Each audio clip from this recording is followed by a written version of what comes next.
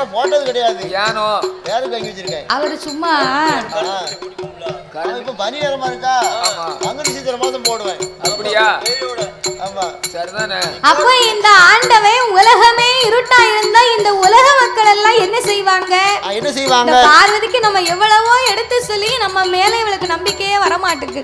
நம்பிக்கை வர மாட்டுக்கு. அந்த பார்வதிக்கு சந்தேகம் வர போய்தான் என்ன இன்னைக்கு தாய்மார்களை பாரு என்ன செய்வாங்க? வீட்டை விட்டு ஆம்பளை சாயங்காலம் வெளியே போனாருன்னா போதும் என்ன கேட்பாங்க? அவர் வெளியே வந்து செருப்பத்தான் காலில் மாட்டி இருப்பாரு. மாட்டுவாரு. எங்க போறிய? என்ன வந்து எங்க கிளம்பிட்டிய? வேலைக்கு போயிட்டு வந்தேன்னு பேசாம காலை முடக்க வேண்டியதானே? அப்படின்னு கேப்பா. ஐயா சொல்லுவாரு, என்ன சொல்லுவாரு? நான் தெருவுல போய் வாய் பார்த்துட்டு வரேன் அப்படின்னா நீ டீ போட்டு வை அப்படின்னு போனா சீனி சாமி என்ன கூப்பிட்டான். ஆமா எதுக்கு எதுக்கு எதுக்கு தெரியுமா? எதுக்கு? ஏதோ ஒரு பார்ட்டி இருக்கு, நான் போய் கலந்துக்கலாம்னு வந்தேன். பார்ட்டி வைக்க போறாங்களா அப்படின்னு சொல்லியிருக்காங்க. அப்படியா? எட்டி போயிட்டு வந்திருக்கேன். உங்களுக்கு எப்ப பார்த்தாலும் ஒரே பார்ட்டி தான். அப்ப நாங்க நேட்டும் எங்களுக்கு சோறு பொங்கி குழம்பு வச்சு அப்பளம் பொரிச்சு வச்சிருக்கேன். சாப்பிடலாம். பேசாம சாப்பிட்டு முடக்குங்க. அங்க போனா அதை குடிச்சா இங்க போனா இதை குடிச்சோம்னு வந்திய சரி உங்களுக்கு விளக்க மாதிரி பிஞ்சு போகும். நல்ல வேலை.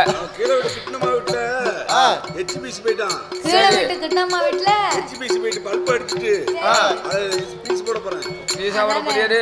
நீனே ஹெச்பிசி போல பல்ப் மாதிரி இருக்க. நீர் வேற பீஸ் போட போறியாங்க. அதனால இந்த பார்வதிக்கு எவ்வளவோ நம்ம மேல நம்பிக்கை இல்லாம இவ பரிசோதனை பார்த்து விட்டார். ஆமா. அசையும் பொருள் அத்தனையும் அசையாமல் இருக்கிறது. ஆமையா.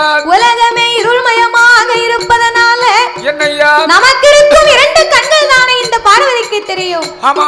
சிவபெருமானுக்கு மூன்றாவது கண் நெற்றிக்கண் ஒண்ணு உண்டு. உண்டு. அந்த நெற்றிக்கண் மகிமையை திறந்து காட்ட வேணும் என்று வேண்டும் ஆண்டவன் தான் சிவபெருமான்.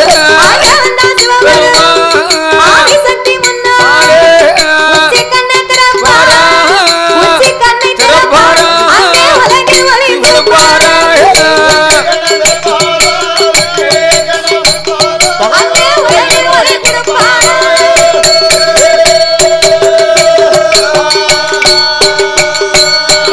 உச்சி கண்ணை திறந்த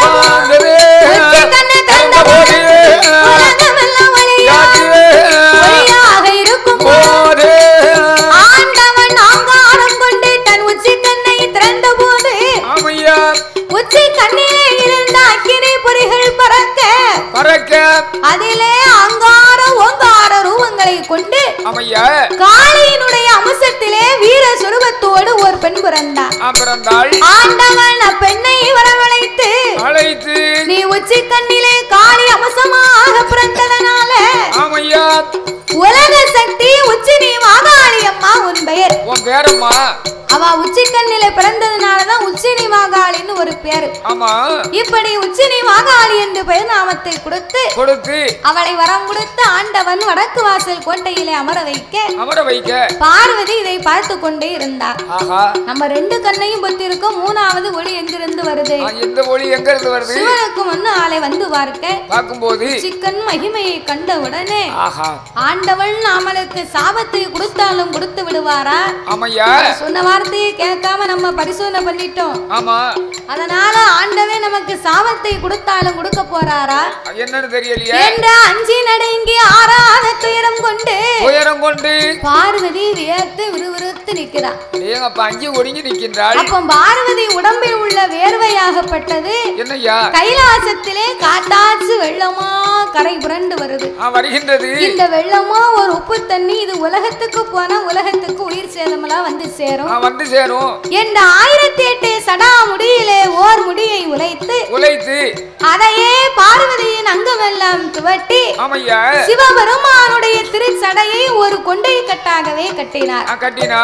அப்பவும் அந்த வேர்வை துளி நிக்கவில்லை. அதிலே இருந்து ஒரு 10 சொட்டு வேர்வை பூமியிலே கலக்க 10 சொட்டு வேர்வையை 10 கடலாகவே படைத்து ஆண்டவன் பக்குவமாகவே பெயர் நாமத்தை கொடுத்தார். எப்படி ஐயா?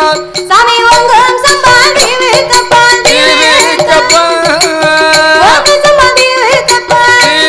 கப்பா கடல்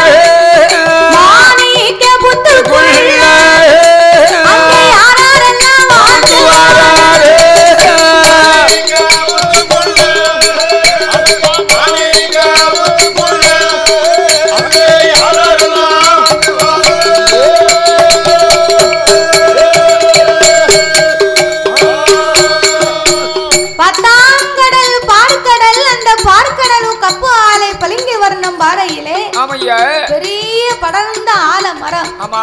இப்ப அம்மா வாசல்ல செட்டு எப்படி போட்டிருக்காங்க? ரொம்ப சோக்கா போட்டு. அத மாதிரி பெரிய படர்ந்த ஆலமரம். ஆமா.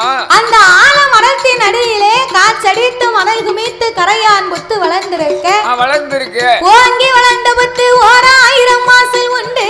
ஆமையா. தங்க புத்து வெள்ளி புத்து தானாக வளர்ந்த அந்த மாணிக்க புத்துக்குள்ளே சென்னாகம் கருநாகம் கண்ணாடி விரிசுகள். கண்ணாடி விரிசுகள் எல்லா நாகத்திற்குமே ராஜா ராணியாக. ஆமா. நாகலோக பட்டணத்திலே நாகராஜனும் நாகக்கன்னியே பெண்கொடியாளும் மன்னவளும் தேவி இருபேர்களுமே மகிழ்ந்தரசு செய்து வருகிறார்கள். செய்து வருகிறார்கள். கொண்டவனும் தேவியுமாய் குணமோடு வாழ்ந்து வருகிறார்கள். ஆமையா. சாமி நாகலோக பட்டணத்திலே நாகலோக பட்டணத்திலே நாகக்கன்னி நாகமுடனே வாழ்ந்து வாரா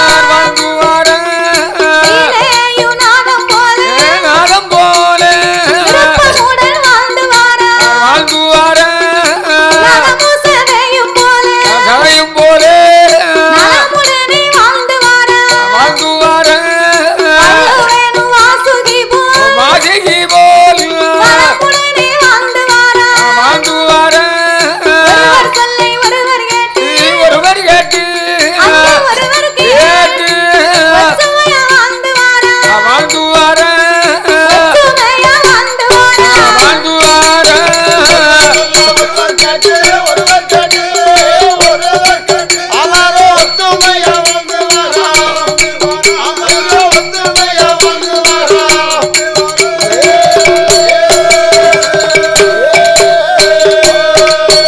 அப்படி வாழ்ந்து வரும் நாளையிலே நாகராஜன் அவர்கள் மண்ணிற்கு மறையிருக்கு அண்ணால குறைவும் இல்லை பொன்னிற்கு பொருள் இருக்கு அந்த பொருளால குறைவும் இல்லை ஆடிருக்கு மாடிருக்கு ஆடிருக்கு மாடிருக்கு அவருக்கு அடுத்து வந்த வீடு இருக்கு ஆடிருக்கு மாடிருக்கு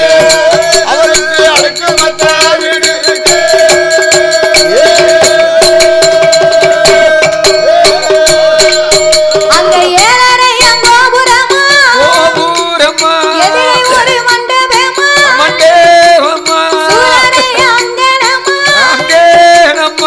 சுத்தி கட்டும் மாளிகை அங்கனமங்களுக்கு அடிக்கடுக்க மேடைகள் நாகராஜ நாகக்கன்னி நாகலோக பட்டணத்திலே அந்த நாகராஜனும் நாகக்கன்னியே பெண்கொடியாளும் வீணையும் நாதம் போல நகமும் சதையும் போல ஒருவர் சொல்லை ஒருவர் கேட்டு ரொம்ப ஒற்றுமையாகவே வாழ்ந்து வருகிறார்கள். அதுதான் குடும்பம். அதாவது ஆண் பெண்ணை மதிக்க வேண்டும், பெண் ஆணை மதிக்க வேண்டும். சில வீட்டுல என்ன புருஷன் பொண்டாட்டியா வாழ்வாங்க இருப்பாங்க.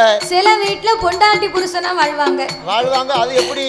அது அப்படின்னா புருஷன் பொண்டாட்டி அப்படின்னா சில வீட்டுல புருஷன் பேச்ச கேட்டுதான் பொண்டாட்டி அந்த அம்மா நடப்பா.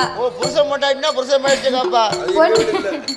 பொண்டாட்டி புருஷன் அப்படின்னா அம்மா சொன்னதான் அந்த ஐயா கேட்க வேண்டியிருக்கும். அங்க மீனாட்சி ஆட்சி தான் நடக்கும். அதுக்கு தோப்பு துறவா நஞ்சை புஞ்சை காணி காட்சி நிலம் எல்லாமே நிறைந்திருக்கு. எல்லா செல்வாக்கு நிறைந்திருக்கு. ஆனா எல்லா செல்வமே நிறைந்திருந்தாலும் என்ன பெரியாத்தா இப்படி முன்னால உட்கார்ந்து தூங்கலாமா? தூங்கலாம்னா ஏன் மேலுக்கு வருது உனக்கு என்ன தெரியும்? இந்த அநியாயமா பண்டிகை வந்து வீட்டுல எவ்வளவு பாடு பாத்துட்டு வந்து எவ்வளவு இன்ட்ரெஸ்டா படிச்சுட்டு இருக்கோம். ஏன் மேலுக்கு வருது உனக்கு என்ன தெரியும்? அறுப்பு அறுத்து போட்டிருக்கு. வக்கீல் வேற கெட்டாம கிடக்கு. அதான் இப்ப மிஷின் வந்துருச்சு ஐயா. மிஷின் வந்தாலும் இங்க வேற மிஷினை வர சொல்ல மிஷின் வரலன்னும் அப்படின்னு கவலைப்பட்டு தூங்கிட்டு இருக்காவோ. அவளுக்கு எப்படி இருக்குன்னா ஏற்கனவே நல்லா பனி அடிக்கு நம்ம வேற வில்லுப்பாட்டு பாடிக்கிட்டு இருக்கோம் பனி அடிக்கிறதுக்கும் வில்லுப்பாட்டு பாடுறதுக்கும் அவளுக்கு அப்படியே தாளாட்டுற மாதிரி தெரியும். அப்படியே தூக்கம் சொக்குது. அப்படியே தூக்கம் சொக்கல. நான் கூப்பிடும் போது அவ சொர்க்கத்துல இருந்தாவோ. சொர்க்கத்துல இருந்தாவோ. நீ படக்குனியா கூப்பிட்ட பாவம் அங்க விட்டுருக்க வேண்டியதானே வீட. அவ நினைச்சா மறுபடியும் தூக்கனா போயிட்டு வந்துருவாவோ. சரி தூங்கட்டும். அப்போ இந்த நாகராஜனும் நாகக்கன்னிக்கும் எல்லா செல்வங்களுமே நிறைந்திருந்தாலும் செல்வங்கள் 16 என்று சொல்லுவார்கள். அந்த 16 செல்வத்திலேயுமே வாய் திறந்து பேசக்கூடிய செல்வம் ஒரே ஒரு செல்வம் தான். அது என்ன செல்வம்? நம்ம ஏக்கர் கணக்குல நிலம் இருந்தா அந்த மண்ணு வந்து நம்ம அம்மா அப்பான்னு கூப்பிடுவோம் ஐயா. ஒருபோதும் கூப்பிடாது. கழுத்து நிறைய தங்கம் வாங்கி அணிந்திருந்தாலும் அந்த ஆபரணம் வந்து நம்மள அம்மா அப்பான்னு கூப்பிடுமா? தங்க ஆபரணம் வந்து அம்மா அப்பான்னு கூப்பிடாது. பீரோவில் நிறைய கட்டுக்கட்டா பணம் காசு நோட்டு இருந்தா ஏகப்பட்டது இருந்தாலும் பணம் வந்து நம்மள அம்மா அப்பான்னு கூப்பிடுமா? ஒருபோதும் கூப்பிடாது. கிடையாது. கூப்பிடாது. என்னதான் செல்வங்கள் எல்லாம் இருந்தாலும் செல்வத்திலே சிறந்த செல்வமே பிள்ளை செல்வம் தான். அடேங்கப்பா, அதுதான் செல்வம். சொத்துக்கெல்லாம் பெரிய சொத்து அதுதான் குழந்தை சொத்து என்பார்கள். 35 வருஷத்துக்கு முன்னாடி சரி எனக்கு கல்யாணம் முடிஞ்ச உடனே எங்க பாட்டி காலில் போய் நானே பொண்டாட்டி விழுந்தோம். அப்ப ஆசீர்வாதம் பண்ணிருப்பாங்க. பெரியவங்க நல்ல வாழ்த்து சொல்லுவாங்க. அவங்க காலில் விழுந்து கும்பிட்டோன்னே எங்க பாட்டி சொன்னா என்ன பேராண்டி நீ 16 பெற்று பெருவாழ்வு வாழுன்னா. நீர் என்ன செஞ்சீரு? நான் 16 பிள்ளைய பத்தி சீரழிஞ்சிட்டாங்க. நீ விவரம் இல்லாத மனுஷன். விவரம் கிடையாது. விவரம் இல்லாம சீரழிஞ்சிட்டாங்க. அப்ப செல்வத்திலே சிறந்த செல்வமே பிள்ளை செல்வம் தான். அப்பேற்பட்ட குழந்தை செல்வம் இல்லாத நாகராஜனும் நாகக்கன்னியும் தன் கணவனுடைய இடத்திலே வந்து என்ன சொல்லுகிறார்? அவர் என்ன சொல்லுகிறார் தெரியுமா? எப்படி ஐயா? எனக்கு வைத்த பிராணநாத தேவி நாகக்கன்னி முப்பது வயதாச்சு உயிரிக்க பிள்ளை இல்லை. 40 வயதாச்சு நாடாள பிள்ளை இல்லை. 50 வயதாச்சு 50 வயதாச்சு ஆணும் இல்லை பெண்ணும் இல்லை.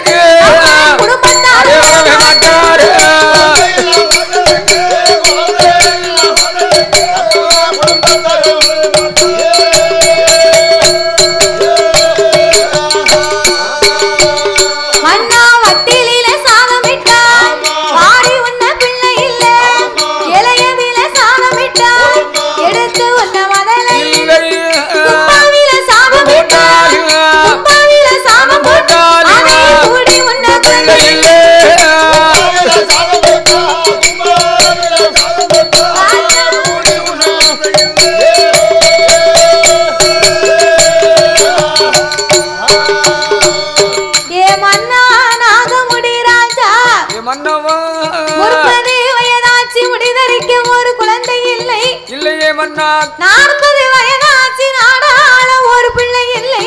இல்லை ஐயா. 50 வயதாகி விட்டது ஒரு ஆணும் இல்லை பெண்ணும் இல்லை. இல்லையா. பிள்ளை இல்லா வாசலுக்கு பெரியவர் வரமாட்டார், பிச்சை வாங்க மாட்டார்கள். மதலை இல்லா வாசலுக்கு என் மாநிலத்து மக்கள் வரமாட்டார்கள். ஆமையா. குழந்தை இல்லா வாசலுக்கு என் குடும்பத்தார் கூட வரமாட்டார் மன்னவா. யாருமே வரமாட்டார்கள் மன்னா. நம்ம ஊர்ல இருந்து பக்கத்து ஊர்ல ஒரு பிள்ளையை கட்டி கொடுத்திருந்தா சரி, இந்த ஊர்ல இருந்து ஒரு நன்மைக்காக இந்த ஊருக்கு போயிருந்தாங்கன்னா என்ன 4 பொம்பளைய போயிருந்தா ஒரு அம்மா சொல்லுவா. என்ன சொல்லுவா? நம்ம ஊரு பிள்ளையை மீனாட்சி இங்க தாண்டி கட்டி கொடுத்திருக்கு. அவங்க தான் கொடுத்திருக்கு, வாங்க நம்ம ஒரு ஏட்டு பார்த்துட்டு போவோம். அப்போன்னு சொல்லுவா. அப்ப இன்னொரு அம்மா சொல்லுவா. என்ன சொல்லுவா? அவளே கட்டி கொடுத்து 5-6 வருஷம் ஆகுது. சரி, பிள்ளையும் இல்லாம கொல்லியும் இல்லாம சும்மா இருக்கா, ஒரு புழுவும் இல்ல பூச்சியும் இல்ல. அவளை போய் நம்ம என்னத்த பார்க்க? அதானே கேட்டேன். ஒரு நாளைக்கு பார்க்க போவோம். அப்போ ஊரை பார்த்து போவோம். வீட்டுக்கு வந்துருவாங்க. சரிதானே.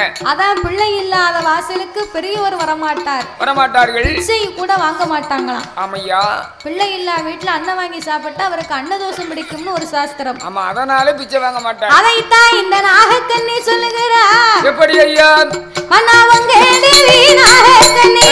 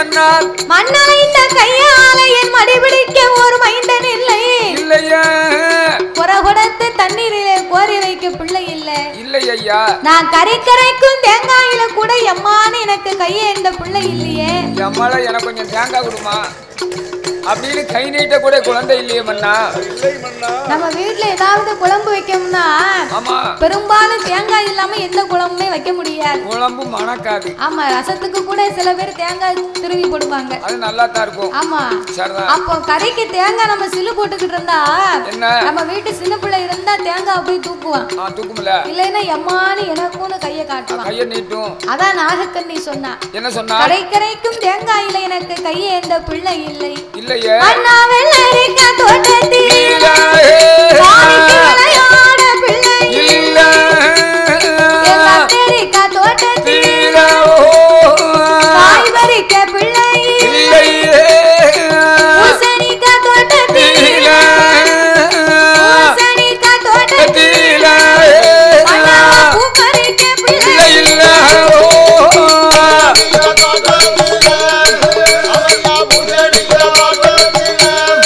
நமக்கு பூப்பறிக்க பிள்ளை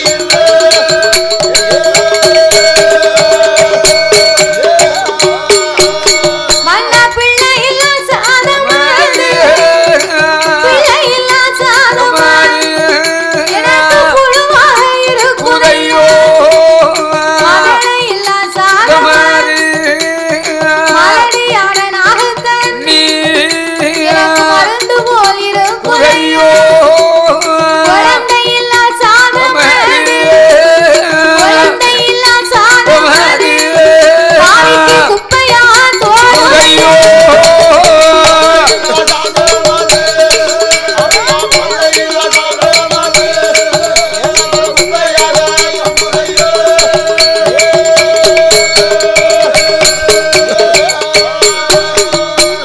பிள்ளை இல்லாத சாதம் புழுவாய் தோணுகின்றது ஆமையா மதலை இல்லாத சாதம் எனக்கு மறந்தா தோணுது ஏன் மருந்தா தோணுது குழந்தை இல்லாத சாதம் தாய்மார்களுக்கு குப்பையா தோணுமா ஏன் அப்படி குப்பையா தோணுது ஏன் அப்படின்னா அந்த காலத்திலே சரி விடிந்தாலும் அடைந்தாலும் பெண்கள் எல்லாம் காடுகரைக்கு வேலைக்கு போவது வழக்கம் அப்ப பூரா காட்டு வேலை தானே அப்ப காடுகரைக்கு வேலைக்கு போனாங்கன்னு சொன்னா இந்த அம்மா காலையிலே 4 மணிக்கு எந்திரிச்சிருவா காலையில் 4 மணிக்கு எந்திரிச்சிருவாங்களா முன்னால தூங்கி முன்னால எந்திரிப்பாளாம் அப்படியா அப்படின்னா என்னென்ன பின்னால தூங்கி முன்னால எந்திரிப்பான்னா நைட் அந்த அம்மா வேலைக்கு போயிட்டு சாயங்காலம் இந்த பிள்ளைகளுக்கு சாப்பாடை கொடுத்து சோத்தகத்தை போய் சாப்பாடை கொடுத்து தீவனத்தை போட்டு எல்லா வேலையும் பார்த்து முடிக்கிறதுக்கு 12 மணி 1 மணி ஆயிரும் ஆமா புருஷனுக்கு சாப்பாடை போட்டு கொடுத்துட்டு பாய விரிச்சு அவரை படுக்க வச்சுட்டு சரி லாஸ்ட் அந்த சோத்து பானை தண்ணி ஊத்துவாங்க அப்போ அப்படியா சோறு அரைப்பான சோறு இருக்கும் 3 படி அரிசியை போட்டு பொங்குவாங்க பழைய கஞ்சிக்கு ஆமா மறுநாள் பழைய கஞ்சி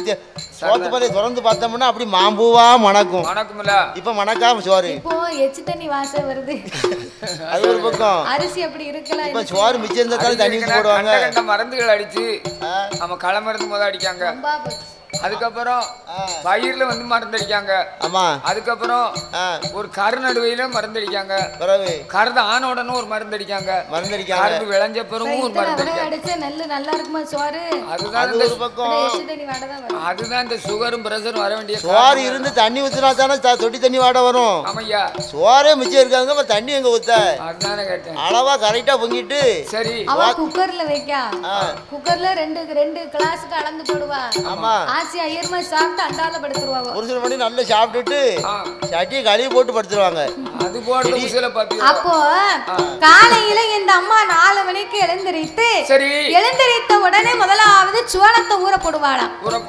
சோளத்தை ஊற போட்டுட்டு பணியாரம் சுடுவா பணியாரம் வீட்டுக்காரி சுட்டு தருவா நீ தானே சோளத்தை ஊற போட்டானா சோளத்தை ஊற போட்டானா சோள கஞ்சி காய்ப்பாயா சோள கஞ்சியும் காய்ச்சலாம் அதே மாதிரி பணியாரமும் சோள சோறு சோள கஞ்சி சோள தோசை சாப்பிடலாம் பணியாரம் நான் இது வரைக்கும் கேள்விப்படல எங்க அம்மா எல்லாம் சோளத்தை ஆட்டி தோசை சுட்டு கொடுத்தாருன்னா ஒவ்வொரு தோசையும் ஒரு கை மந்தம் இருக்கும்ல. நாமளும் 5-6 தோசை தின்னுடுவோம் அந்த வயசுல. கை மந்தமா இந்த சாணி வரட்டு தட்டி போட்டா எப்படி இருக்கும்? ஆமா அத மாதிரி இருக்குமா? அப்படி இருக்கும். ஏன் அப்படி இருந்துச்சு தெரியுமா?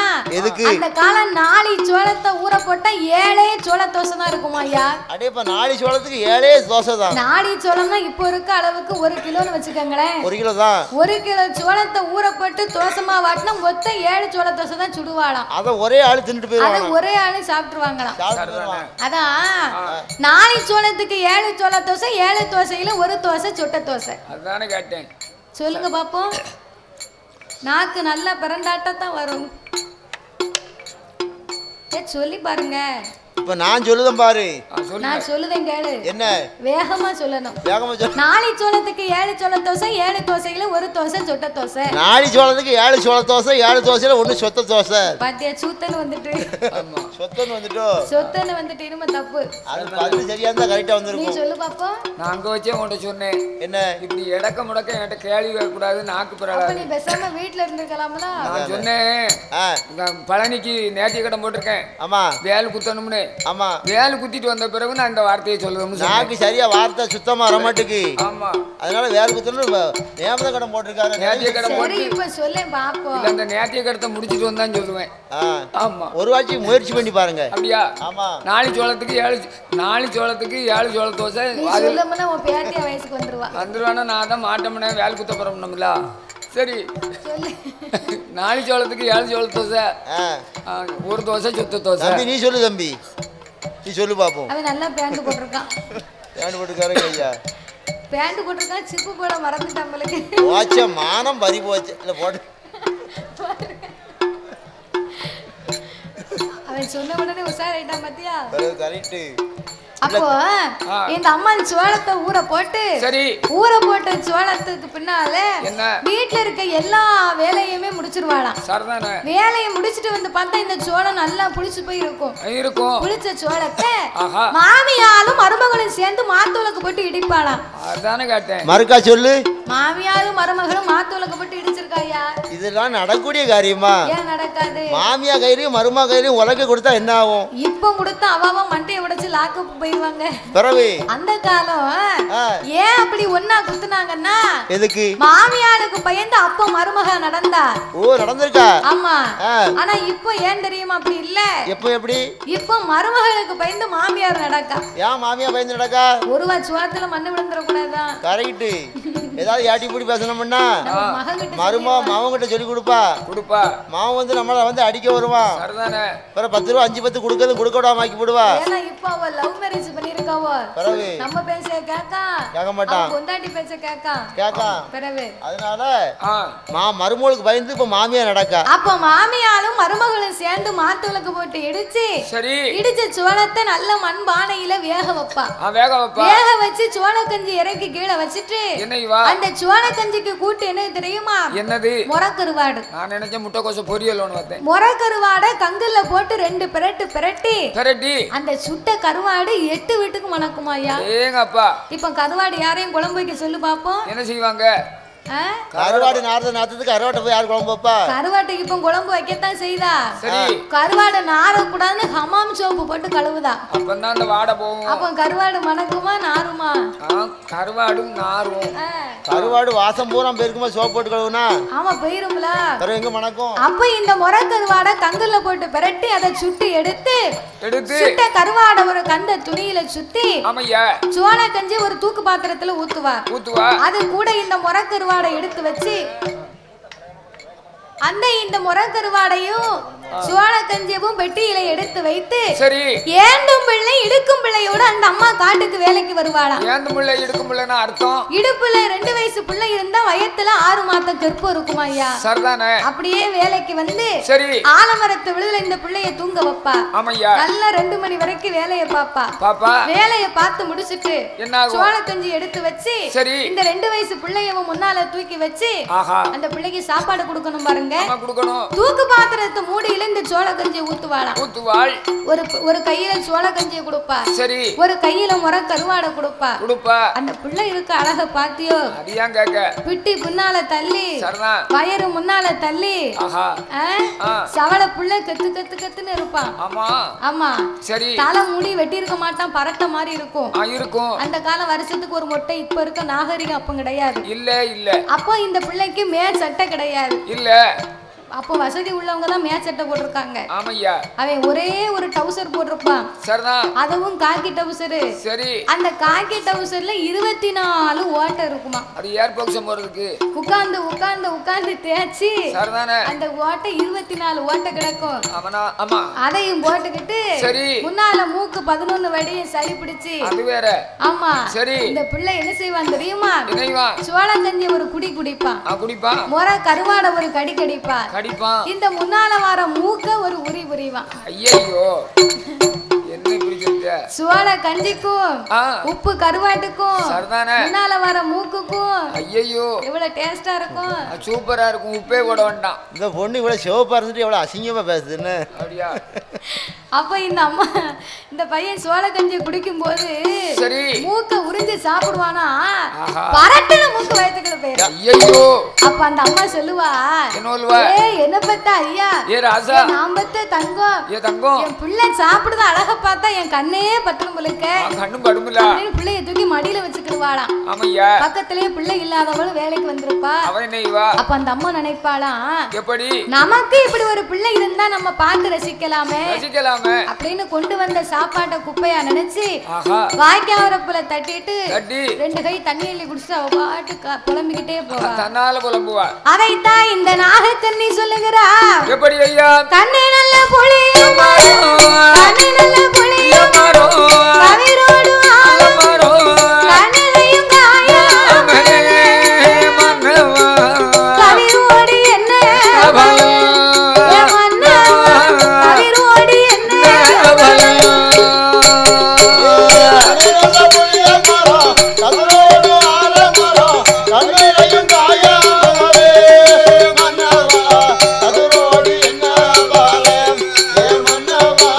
கதிரோடி என்ன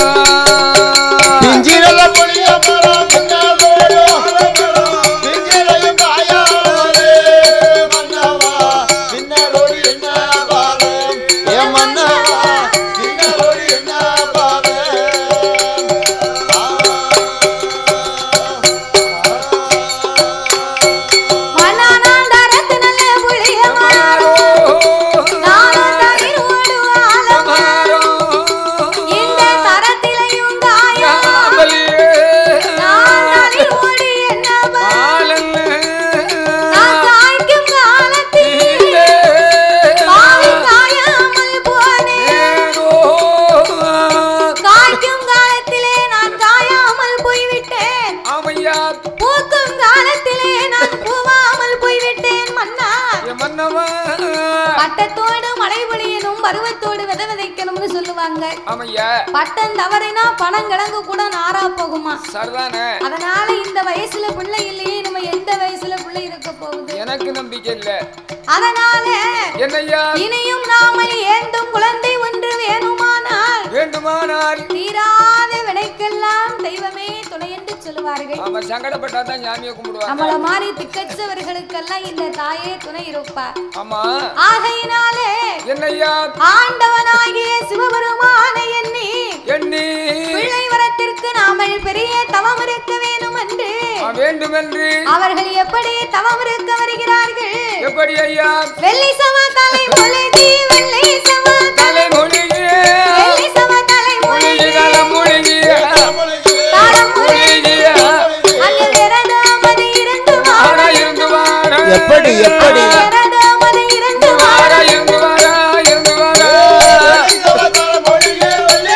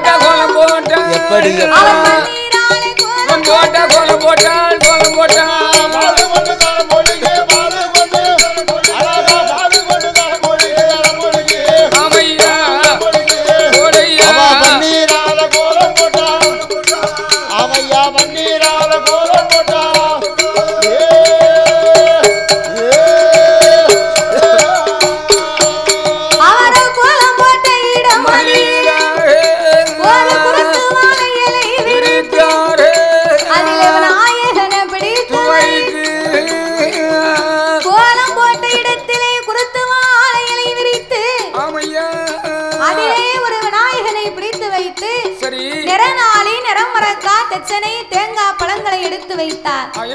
ஆழ குளிய வைத்த 1000 முலம் கம்பத்தை நாட்டி கம்பத்திற்கு மேலே தகுந்த தவ பொருட்களை எடுத்து வைத்து கடைசியாகவே கோழி முட்டை வைத்தார். ஒரு குண்டு ஊசியை நாட்டினார். ஊசி முனையின் மேல் நாகராஜனும் நாகக்கன்னியும் நின்று கொண்டு நாசி அடக்கி ஊசி தவங்களை செய்து வருகிறார்கள். ஒரு நாள் தவம் இருந்தாரா? இல்லை. ஒரு வாரங்கள் தவம் இருந்தாரா? அதுவும் இல்ல. 12 வருடங்களாகவே இறைவனை எண்ணி தவம் இருந்தார்கள். 12 வருடம் தவம் இருந்தும் பகவான் சிவபெருமான் வரவில்லை. ஆண்டவனை எண்ணியே அழுது புலம்பினார்கள். எப்படி ஐயா? ஆண்டவனே பகவானே சம்போ சங்கர, ஆண்டவனே பகவானே சம்போ சங்கர, சிவ சம்போ சங்கர, அடியார் செய்யும் தவத்தை பாரு சம்போ சங்கர, இந்த அடியார் செய்யும் தவத்தை பாரு சம்போ சங்கர, ஆண்டவனே பகவானே சம்போ சங்கர, சம்போ அழகு அடியார் செய்யும் தவத்தை பாரு சம்போ, அழகு அடியார் செய்யும் தவத்தை பாரு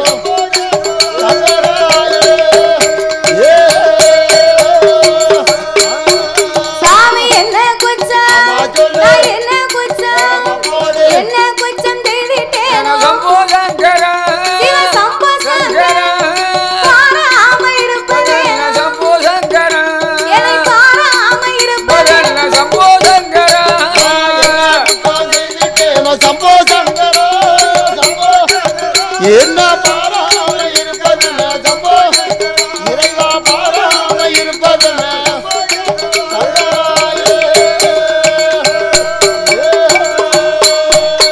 அங்கே தவம் இருந்து வாழும்போது ஆடாதே கைலாசம், அங்கே ஆடுதையா செய்யுதையா என் அகலாதே கைலாசம், ஆடி கைலாசம், அங்கே நகண்டு மெல்ல ஆடுதையா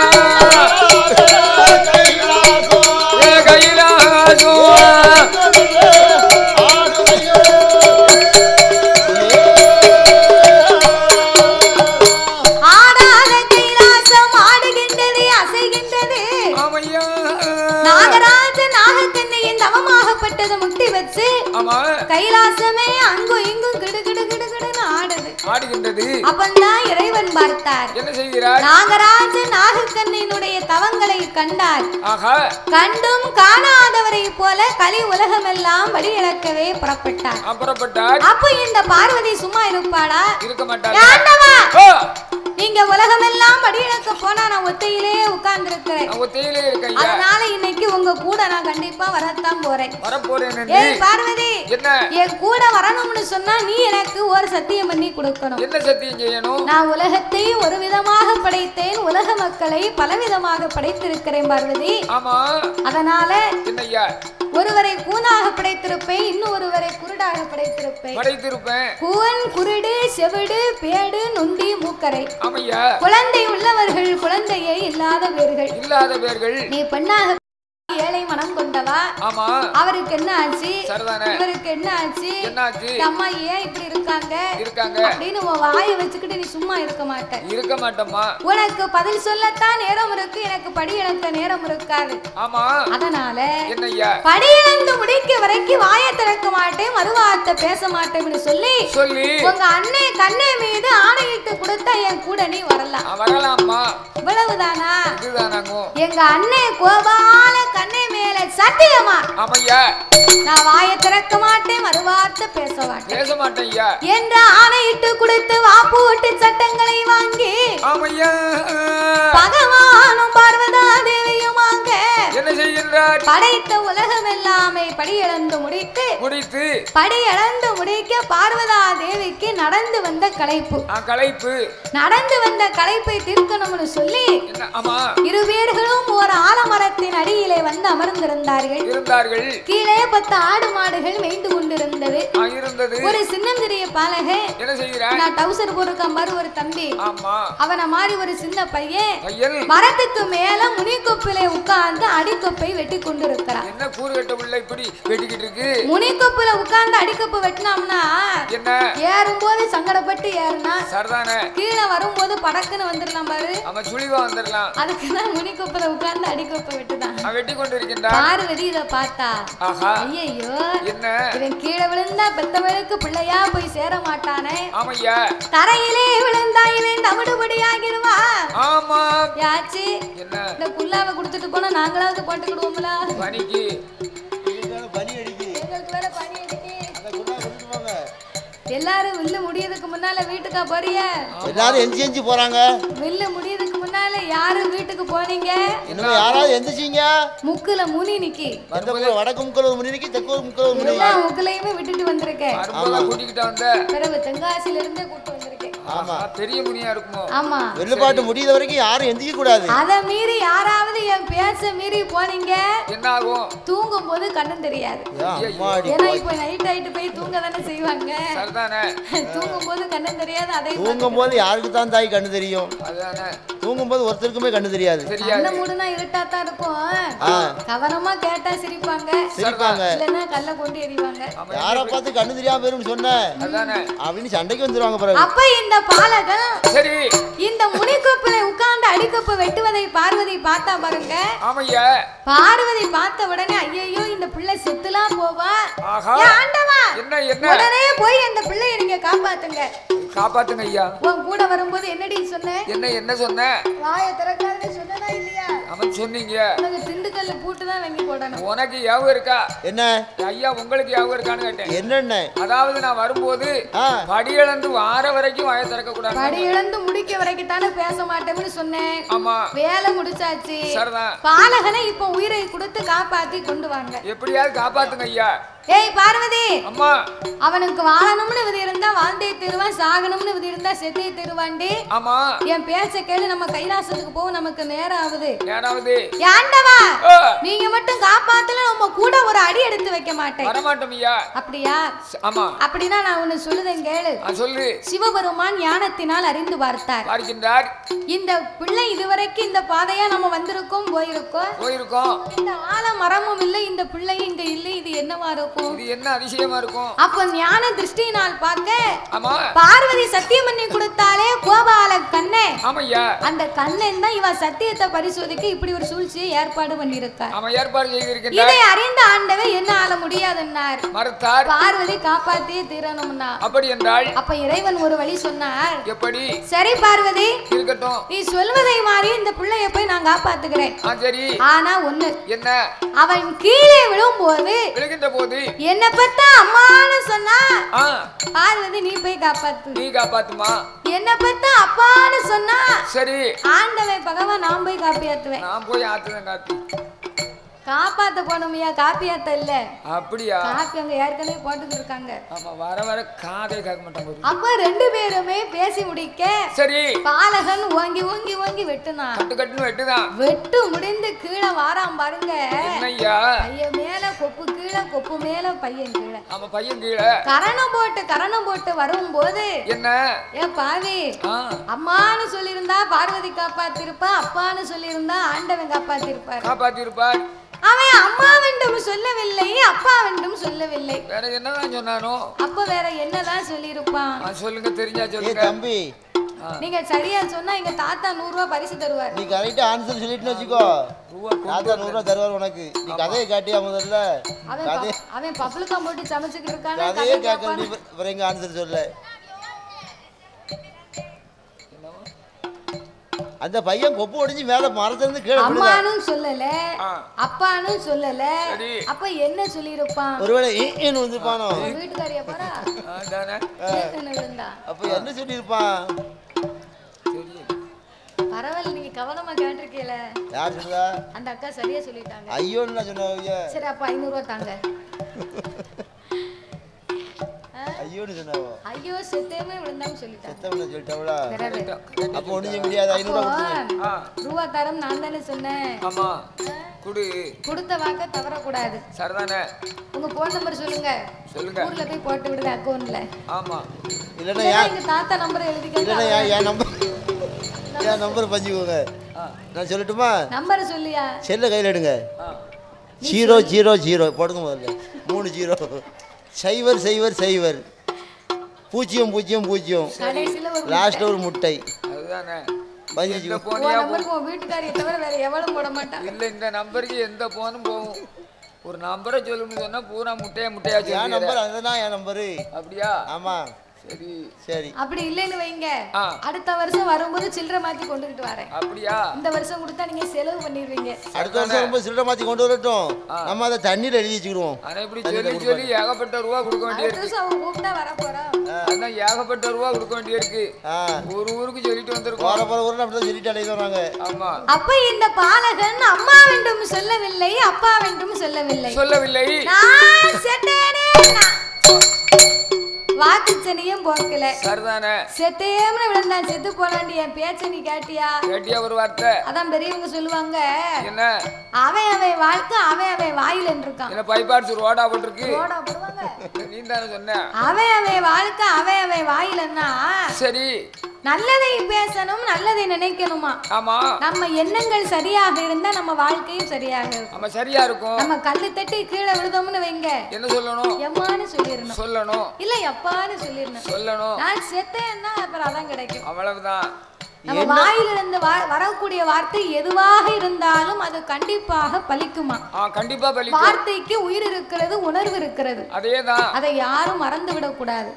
எண்ணங்கள் உடம்புல எண்ணங்கள் கரெக்டா இருக்கணும்னா மனசு கரெக்டா இருக்கணும். சரிதானே.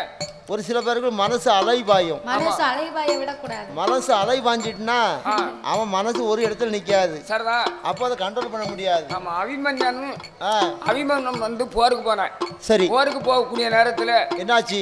தருமரை பார்த்து பெரியப்பா என்ன நான் வந்து போருக்கு போறேன், சண்டைக்கு வரேன்னு சொன்னான். சரி. இவர் என்ன சொன்னாரு தெரியுமா? என்னையா சொன்னார்? யதார்த்தமா ஒரு வாயில இருந்து வந்துட்டு போ. அடேப்பா போயிட்டு வா சொல்லக்கூடாது. அப்படி சொன்ன உடனே அபிமன்யன் சொன்னா என்ன சொன்னார்? பெரியப்பா நீங்க அந்த வார்த்தையை சொல்லாதங்க. பெரியா நீங்க அப்படி சொல்லுவா மகனே வென்றுவா மகனேன்னு சொன்னாங்க. சொல்லுங்க. அதான் யதார்த்தமா வார்த்தை வந்து விழக்கூடாது, வரக்கூடாது, கவனமா பேசணும். ஒரு நம்ம வாயினால் வந்து ஒருவரை சபிக்க கூடாதான். சரிதானே. நம்ம வாயினால் ஒருவரை வாழ்த்துக்கள் மட்டும்தான் சொல்லணுமே தவிர யாரும் யாரையும் சபிக்க கூடாது.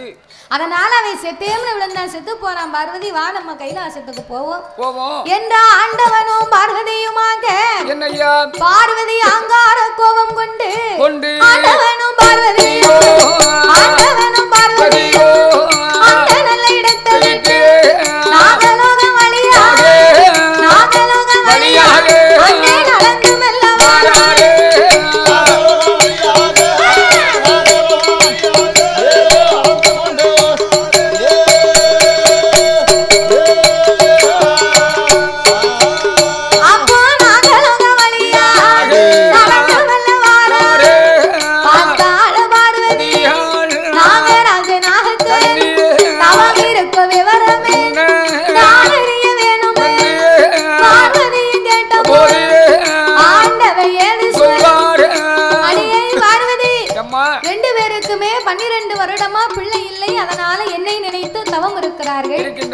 உனக்கு என்னடி வந்திருக்கு?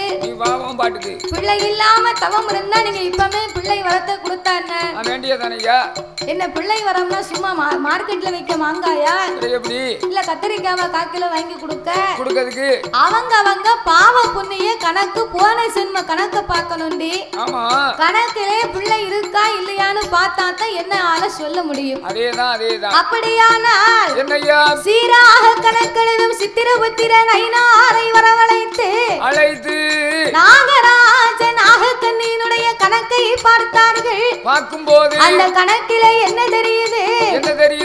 அங்கே போன ஒரு ஜென்மத்திலே நாகமுடி ராஜமன்னன் வேடுவனாதான் 8 மாத சூர்மான் அம்பாலை எதிர்த்தார். அவன் உயிரமாய்த்தார். பாறை கொண்ட தோசத்தால் பாதை ஒன்று கிடையாது.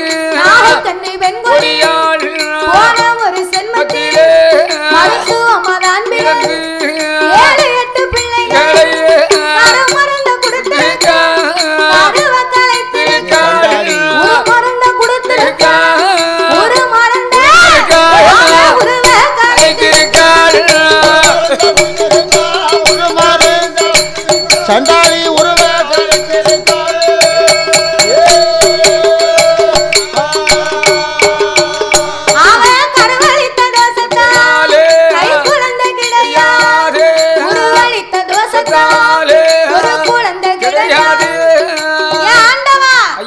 என்ன மாதிரி ஒரு பெண்ணு தவம் இருக்கா நம்ம பார்த்து விட்டு போக முடியுமா? முடியுமா ஐயா?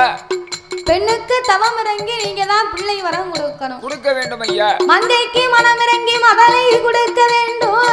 ஆமா. தன்னைக்கு மனம் இறங்கி நீங்க கை குழந்தை கொடுக்கணும். ஆண்டவா ஆண்டவா. அடியே பார்வதி என்னங்க? பாவம் செய்தவர்களுக்கு பிள்ளை கொடுத்தா நமக்கு தாண்டி புன்னால இடைஞ்சல் வரும். இடைஞ்சல் வரும் அம்மா. குழந்தை வரம் கொடுத்தா நமக்கு தான் கொடிய கவலை வந்து சேரும். வா நம்ம கைலாசத்துக்கு போவோம். ஆக போகலாம். ஆண்டவா பெண்ணை கண்டா பேயும் மனம் இறங்கும்னு சொல்லுவாங்களே. கொஞ்சம் கூட உங்களுக்கு மனமே இறங்கவில்லையா? ஆமையா. சாமி கல்லாயம் மனது கல்லாயம் மனது அடகலம் இறங்கலையோ பாயம் மனது ஜலகலையோ. என்ன அப்படி பார்க்கவோ? கிட்ட வந்து அங்க இருந்து பார்க்கும்போது கூர்மை தெரியல. அதான் கிட்ட வந்து என்ன பார்த்துட்டு போறாவோ. பயமா இருக்கு. ஏ கல்லாயம் மனது அடகலம் இறங்கலையோ பாயம் மனது எல்லளவு இறங்கலையோ பிள்ளை கொடுக்க விட்டா பின்னால வரமாட்டேன் கைலாச வரமாட்டேன் கடவுள் என்று சொல்ல மாட்டேன் பொங்கி பொறிக்க மாட்டேன் பூமான் என்று சொல்ல மாட்டேன் ஆக்கிய வைக்க மாட்டேன் ஆரம் என்று சொல்ல மாட்டேன் பாத பூஜை முடிக்க மாட்டேன் பாத பூஜை முடிக்க மாட்டேன் பணிவிடையும் செய்ய மாட்டேன்.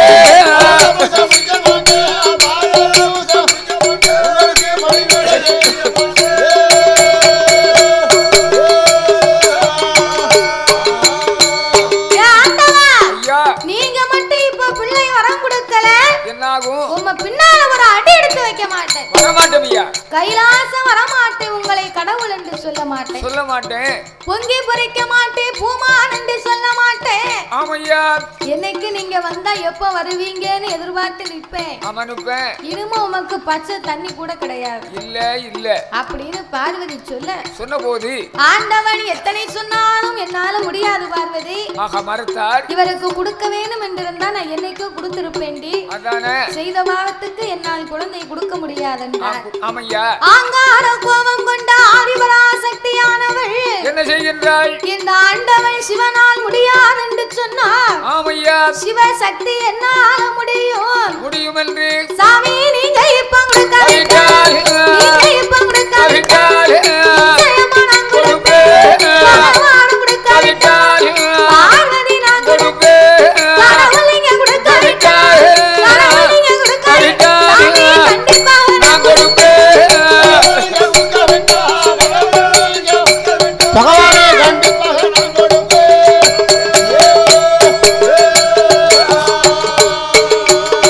ஏ பார்வதி கண்ண போர் ஆண்டவே என்று சொல்வார். வேலியம்மா பார்வதி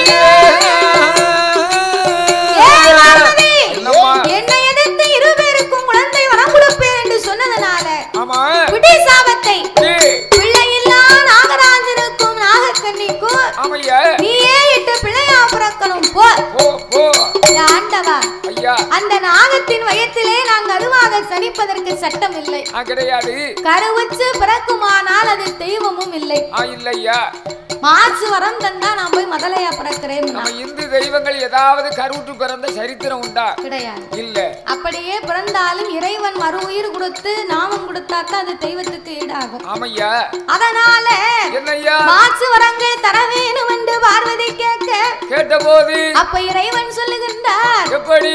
அப்ப இந்த பிள்ளைகளை தெய்வ பிள்ளையாக நம்ம பிறவி செய்ய இருப்பதனால அமிர்தம் என்னும் 8 கலசங்களை கொண்டு வந்து நாகராஜனுக்கும் நாகக்கண்ணிக்கு வரமாக கொடுத்து அந்த அமிர்தம் என்ற 8 கலசத்தில் 48 நாள் வரைக்கும் ஒரு மண்டலம் பூஜை பண்ண சொல்லு.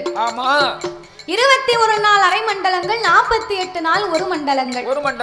அந்த 48 நாள் பூஜையிலே என்னையா பார்வதி உன்னை 1008 சொருபத்திலே அரை சொருபத்தை எடுத்து கால உருவாய் சனித்து நீ 8 கை குழந்தையா பிறக்கணும் போ என்ற ஆண்டவன் மாற்று வரங்களை கொடுக்க பார்வதி அமிர்தம் என்னும் 8 கலசத்தை வரவழைத்து அந்த நாகராஜனுக்கும் நாகக்கண்ணிக்கு வரமாக கொடுக்க மேலவாசல் கோட்டையிலே தன் அரண்மனையிலே வட்டமா அடுக்கி நாகம் இரண்டும் தன் உடலை போட்டு சுத்தி படத்த மேல விரித்து 21 நாள் அரை மண்டலங்கள் 48 நாள் ஒரு மண்டலங்களாக பூஜை இருந்து வந்தார்கள்.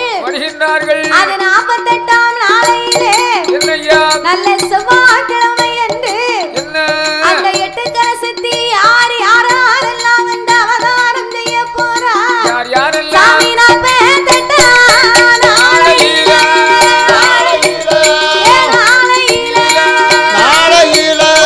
நல்ல செவ்வாய்க்கிழமையில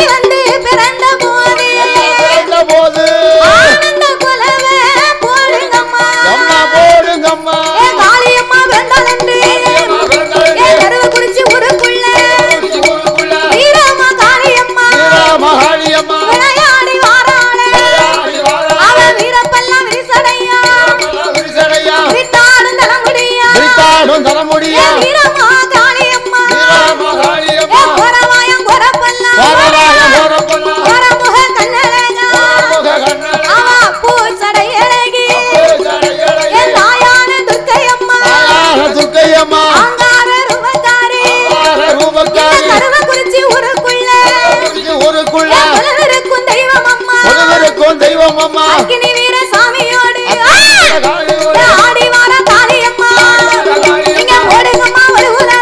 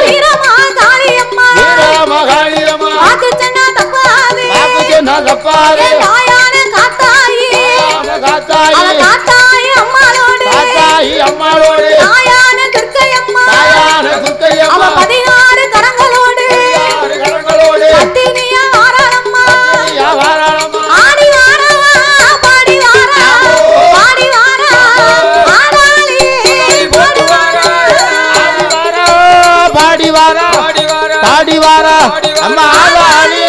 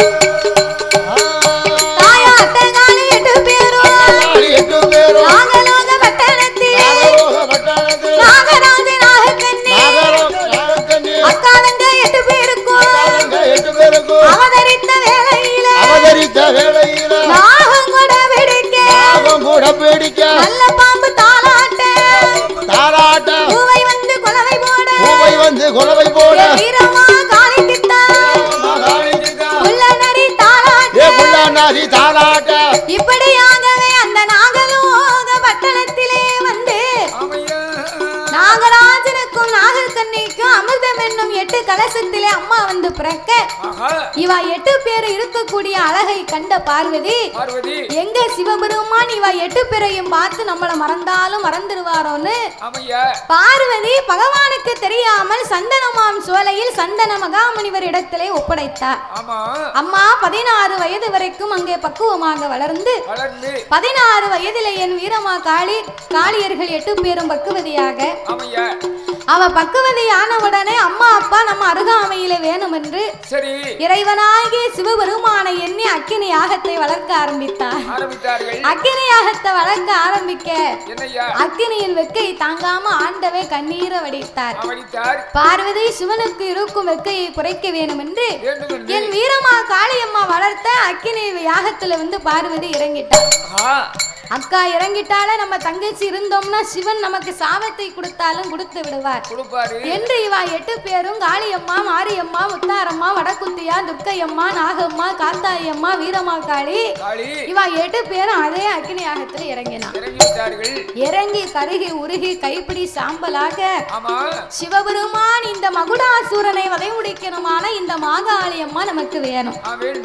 அப்படி என்று மறு உயிரை கொடுக்க வேணும் என்று தீர்த்தம் கொண்டு தெளிப்பாரா, திருபிரம்பா தட்டுவாரா, அவன் தூங்கி முழித்ததை போல் வீரமா காளியம்மா அவன் சுந்தரமா எழுந்தரித்து ஆறபோது முப்புறத்து கோட்டையில 50 வருட காலம் கோட்டை கட்டி கொலுவிருந்தார். 51 வருடத்தில் ஆணவம் உண்டாகி அம்மா கோட்டை தீப்பிடிக்க 3வது உயிர் கொடுத்து முப்புறத்து கோட்டை விட்டு பச்சரிசி வனமதியில சாகாத மகுடனைத்தான் வீரமா காளியம்மா சங்கார முடிப்பாளா மகுடனைத்த வதை முடித்து உடலெடுத்து மாலை போட்டு கைலாச மலையதியில வீரமா காளியம்மா ஆண்டவன் இடமதியில பச்சமுத்து வரங்கள் வாங்கி 21 முத்து வரம் அம்மா இறையனம்மா வாங்குவாளா அத பகவானுக்கு போடுவாளா முத்தல்லி வீசி எங்கே அந்த முத்தண்ணனை நோகடித்து ஆண்டவன் பகவானுக்கு பார்வதா தேவியவா இந்த மாங்காளி இடமதியில அவ மடிப்பிச்ச கேப்பாளா மனமிறங்கிய மாங்காளி அவ போட்ட முத்தை இறக்குவாளா தாய முத்து போட்டு முத்து இறக்கி முத்தன்னை இடமதியில ஆக்கு வர அழைக்கு வர 1008 வர கொல்ல வர வெல்ல வர ஓடி வரங்கள் வாங்கி கைலாச மலையதியில கடவுளோட இடமதியில அக்கினி வீரனைத்தான் காவலாக அழைத்துக் கொண்டு அவன் கைலாச மலை கடந்து கனகசங்கிலி பருவதம்மா நெருப்பாறு வைப்பாரு ஏரைகள்லாம் ஒரு சுனையா ஏகாதேசி நாடு விட்டு எங்கே போவோம் என்று அவர் சீர்காழி சிதம்பரமோ தென்மேற்கு அண்ணாமலை மாயவரம் கும்பகோணம் திருக்கடையூர் பாதையாக மதுரை தலை கடந்து குற்றாலம் தன்னதியில அருவிக்கர நீராடி அந்த குற்றால நாதரையும் குழல்வாய்மொழி அம்மாளையும் கண்டு வெல்ல நான் வணங்கி குற்றாலம் தன்னை விட்டு தென்காசி தன்னதியில ராஜ கோபுரத்தில் விசாலாட்சி உலகம்மா காசி விஸ்வநாதரையும் கண்டு வெல்ல நான் வணங்கி அவன் தென்காசி தன்னை விட்டு சங்கரங்கோவில் பாதை கூடி அந்த சங்கரங்கோவிலில சங்கரன ஈனார ஆவண கோமதிய நான் வணங்கி அவன் சங்கரங்கோவில் தலை கடந்து ராஜபாளைய வழியாக அது சிறுவில்லி புத்தூரில ஆண்டாள ரங்கனைத்தான் பார்த்து மெல்ல நான் வணங்கி திருமங்கலம் பாதை கூடி மதுரை மாவட்டத்தில் மதுரை தன்னதியில அந்த சொக்கரையும் மீனாட்சியும் பார்த்து மெல்ல நான் வணங்கி மதுரை தனை கடந்து அவ எங்க போவோம் என்று அவன் திருச்சி பாதை கூடி அங்கிருந்து பயணமாகி அவன் தஞ்சாவூர் பாதையாக எங்க போவோம் என்று தஞ்சாவூர் தலை கடந்து இந்த திருவாரூர் மாவட்ட